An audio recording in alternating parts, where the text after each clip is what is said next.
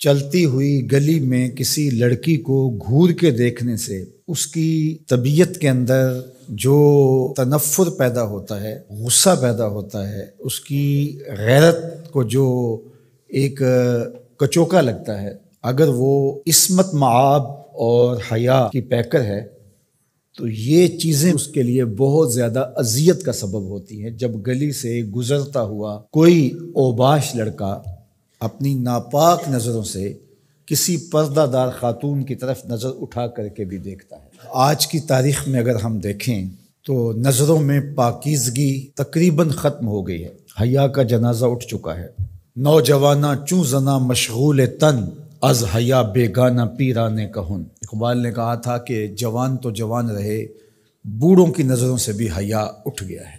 تو یہ معاشرہ اس حوالے سے کس قدر گھٹن کا شکار ہے کہ بامر مجبوری گھر سے نکلنے والی خاتون کو کتنی ناپاک، گندی، غلیظ، بھوکی اور شہوانی نگاہوں کا سامنا کرنا پڑتا ہے۔ وہ کس قدر اپنے اندر ایک اضطراب، بے چینی، دکھ، اذیت، تکلیف محسوس کرتی ہے۔ تو صرف اتنا ہی چہ جائے کہ کوئی اس کو آوازہ کسے، کوئی اس پہ تہمت لگائے، یہ تو بعد کی بات ہے۔ صرف نامناسب نظر ہی عورت کو توڑ کے رکھ دیتی ہے۔ عورت ایک نازک شیشے کی طرح ہوتی ہے۔ اللہ کے محبوب علیہ السلام تشریف لے جا رہے تھے ایک سفر پہ، اور خواتین بھی ساتھ تھیں۔ تو جو اونٹوں کو ہانک رہا تھا اس کا نام تھا انجشا رضی اللہ تعالیٰ عنہ۔ تو قافلے کے ساتھ اونٹوں کو ملانے کے لیے اس نے اونٹوں کو تیز بھگانا شروع کر دیا، اور ہودج کے اندر خواتین تھیں۔ تو آقا کریم علیہ السلام نے انجشا کو مخاطب ہو کے کہا، انجشا آرام سے، یہ نازک آبگینے ہیں، کہیں ٹوٹ نہ جائیں۔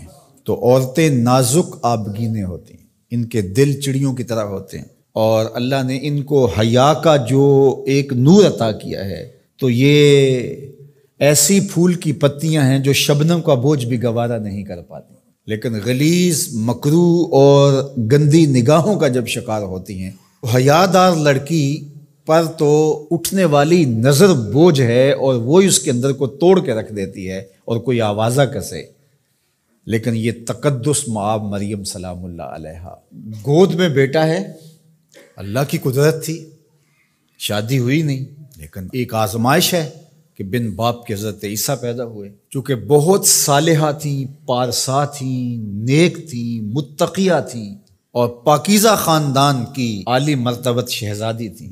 تو جو اوباش قسم کے لوگ ہوتے ہیں انہیں تو موقع چاہیے ہوتا ہے، تو وہ گرد گھیرا ڈال کے ذرا تصور جمائیے کیا مشکل صورتحال ہوگی حضرت سیدہ مریم سلام اللہ علیہا پر، اور پھر اوپر سے تانے، یا اخت ہارون ما کان ابوک امرأ سوء، اے ہارون کی بہن، تمہارا باپ بھی برا نہیں تھا، تمہاری ماں بھی بری نہیں تھی، یہ کیا چاند چڑھایا۔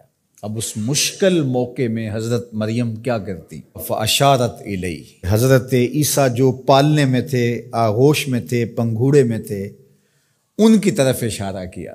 مجھے پوچھتے ہو کہ بن باپ کے بچہ کہاں سے آ گیا، اس بچے سے ہی پوچھ لو بن باپ کے کیسے آ گئے ہو۔ اللہ اکبر۔ تو یہاں یہ بھی سمجھ آئی، اوکھا ویلا بن جائے تو پیغمبروں کی طرف اشارے کیے جاتے ہیں۔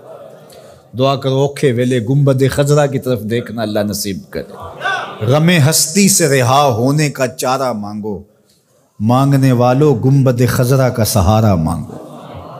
اور کیا کسی نے کہا تھا، مرنے کی طرف دیکھ نہ جینے کی طرف دیکھ، جب چوٹ پڑے دل پہ مدینے کی طرف دیکھ۔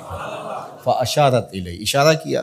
تو پالنے میں تھے حضرت عیسیٰ علیہ السلام، انہوں نے اپنے اوپر جو کمبل اوڑا ہوا تھا اس کو ہٹایا، اپنا مبارک ننھا سا معصوم سا ہاتھ اپنے یوں زانوں پہ رکھا، اور ان کافروں کی، یہودیوں کی آنکھوں میں آنکھیں ڈال کر اللہ کے پیغمبر نے خطاب کیا کہ پوچھتے ہو کہ یہ بچہ کہاں سے آیا، سن لو، انی عبد اللہ آتانی الکتاب وجعلنی نبیا، میں اللہ کا بندہ ہوں، اللہ نے مجھے کتاب بھی دی ہے، نبی بھی بنایا ہے۔